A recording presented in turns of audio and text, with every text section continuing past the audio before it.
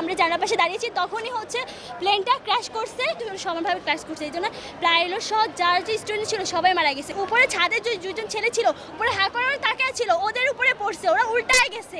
প্রায় অনেক ছিল, প্রায় 400। আগুন দেখার পরে ওখানে আর্মিরা চলে আসে, আর্মিরা খুব তাড়াতাড়ি ওখানে চলে আসে, এরপর ফায়ার সার্ভিস আসে। তো বাচ্চাটা মাথা নিচে পড়ে গেছে। ভাই এগুলা কি আমরা ওইখানে স্ট্রাগল করতেছি যেন আমরা রোগীদেরকে ঢুকাইতে পারি ভিতরে, ওনারা একজন আসছে, একজনের সাথে আরো 50 জনের চারদিক থেকে ঘেরায় নিয়ে আসছে। কেন ভাই? উনি না আসলে কি উনি দুটো ভোট বেশি পাবে? ওনার ভোটের চেয়ে কি দুইটা জীবনের দাম বেশি না? উনি দুটো জীবনের কথা চিন্তা না করে 10 জনের 50 জন পাতি নেতা নিয়ে আসছে ভোট নেওয়ার জন্য। কি করে চোখের সামনে ছোট ছোট বাচ্চারা খেলা করছে।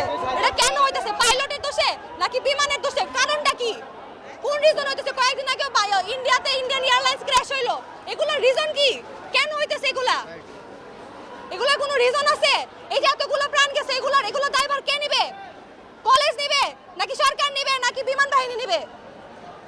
আমরা ওইখানে ক্লাস করি, প্রতিদিন উপর দিয়ে একটা বিমান আসে যায়, সবসময় আমরা মানে এমনিতে তো ডিস্টার্ব হয় যে উপর দিয়ে বিমান যেতে